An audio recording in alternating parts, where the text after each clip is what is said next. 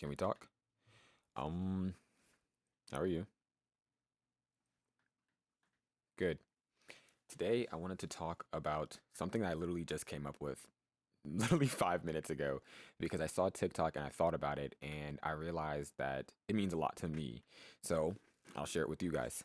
Um, I think at some point in your life, you need to learn how to be your own muse.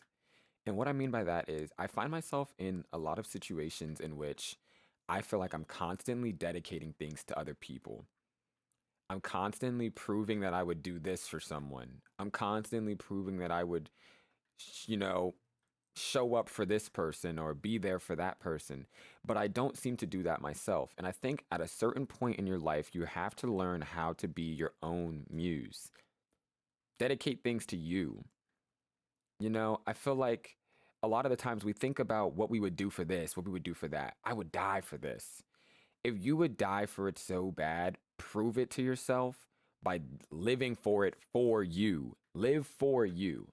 And I don't think, maybe a little hot take. I don't personally believe there is anything wrong with living for someone else. I think a lot of the times, we think of it as like a anime cliche movie trope, whatever, when you find a meaning to live that is someone and not something. But I do believe that it is perfectly okay to have someone be your reason of living, but dedicate your life to yourself as well. I think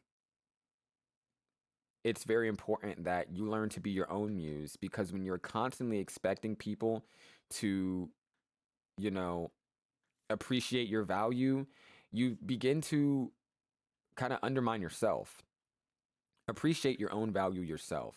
That doesn't mean you can't expect people to, you know, see you for you, but learn to see yourself for yourself as well. Be your own muse. Um, it's as simple as that. I think a lot of the time I'm constantly writing about this or writing about that or thinking about this person. And I think when we start to think about, oh man, sometimes I wish they would do the same for me, you put yourself in such a negative headspace that you don't need to be. Write about your own feelings. Be your own muse. I think it's a pretty simple concept, really. Um, yeah. I mean, I don't really know what more to say about it. I think being your own muse can work in wonders that undiscovered, really. I think being your muse, honestly, I think, because like I said, this is a working concept for me, so I'm figuring it out just as I'm saying it out loud. But I think you could even go a step further than being your own muse. I think sometimes you have to understand that you cannot, you know, expect everything to just constantly be your muse. I think when you are constantly writing about other people, constantly writing about this person, that person, constantly giving your life to such a thing, you begin to take that value out of your life. No one should be living two lives. So don't give someone your life. If you would like to dedicate your life to them, prove that you are doing it on your own accord by living for yourself as well. I think to truthfully care about someone and to truthfully want them to be your muse and to be the reason and why you do this, I think to truthfully understand that, you'd have to understand as well that if this person cares deeply about you, they're not going to want to see you just heavenly devoted to them as if there's some God. Be yourself, be your own person. I think, and I can only speak from my own personal experience, when you get too caught up living for someone else and then you try to just randomly live for yourself one day, it is so very impossible. Um, I dedicated almost my entire life since I was really young to living for other people. And when I got to around high school, I felt the same way still. I wanted to live for others. I wanted to be kind for other people, to make myself better for other people. And I'm just now getting around to the fact that I have to be doing some of these things for me too.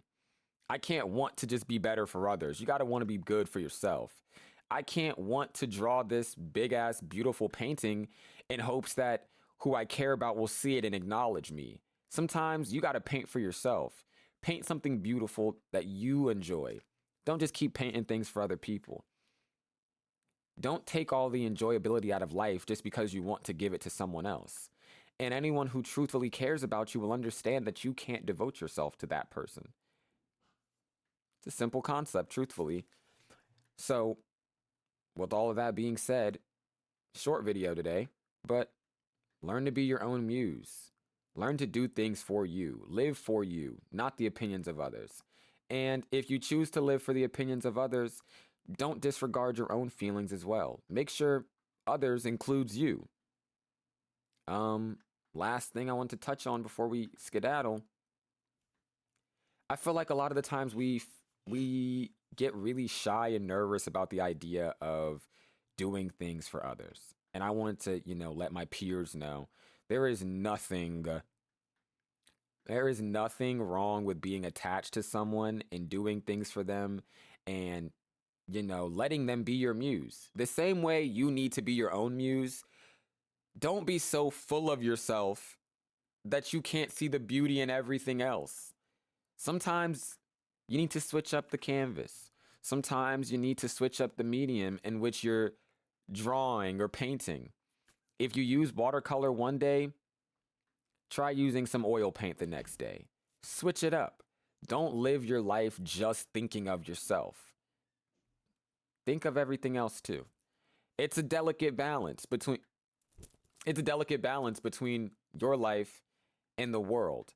Learn to combine the two of those rather than separate them. Because I think when you try to separate these two different sides of your life, you will trip yourself and you will stumble and you will fall. And there's nothing wrong with falling, but who wants to keep getting back up?